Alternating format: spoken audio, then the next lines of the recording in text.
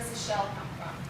What we find is that most people don't have any idea. So if you don't have any idea, you have lots and lots of company.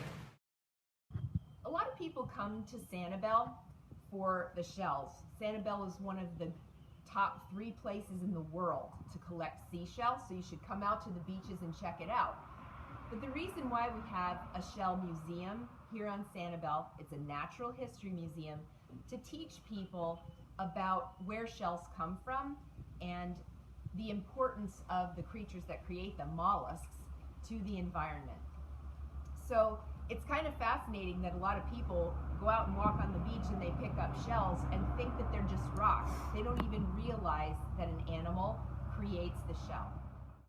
It's actually one shell, okay, the ponderous arc, and this branch on the top of it looks like a tree.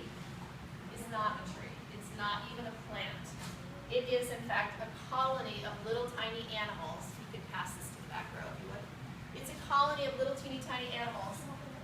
They're polyps, much like a soft coral or sea fan. And for some reason, they really like to grow on the ponderous arc. It may be because the arc has that, if you touch the black part of that ponderous arc, it's very fuzzy.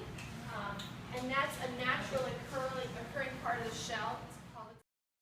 Hi, I'm Lynn Muhlenberg, Education Director at the Bailey Matthews National Shell Museum.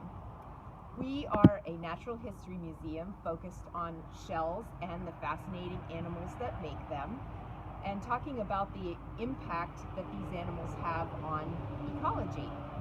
So we're interested in expanding our reach beyond the local geographic area. We currently have 60,000 visitors a year coming to the museum to learn about shells, but geographically it's hard for us to reach people beyond the Sanibel and Lee County area. We wanted to develop an iPhone app to help us expand our educational programs and help people all around the world learn about shells. So for an iPhone app, we wanted to develop something about shell collecting and shell identification, but make it a fun and educational app.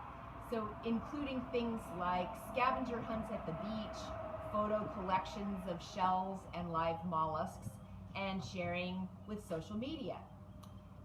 This is a huge project to undertake, and we needed some help. And fortunately for us, we were contacted by a group of FGCU students who wanted to help us, and the group is For the Shell of It.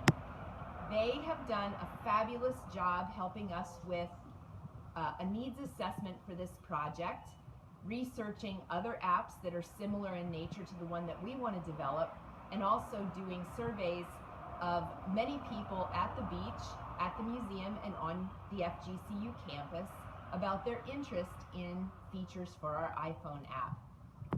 We would not be able to do a project this large without having the assistance of volunteers at the museum, and so we're very grateful to FGCU for their contributions to our project. Hi, my name is Andrew Schau, and I am a member of the FGCU Civic Engagement Group for the Shell of It. We have been partnered with the Bailey Matthews Shell Museum of Sanibel and Captiva. With them, we have been designing and researching for an app. We have spent over 40 hours collecting data, surveying beachgoers at Sanibel Beach, at the Bailey Matthews Shell Museum, and at students at FGCU.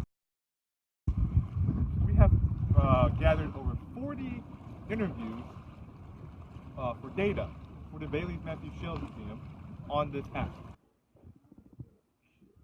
All right, I found it. It's two individuals. All right, thanks. All right.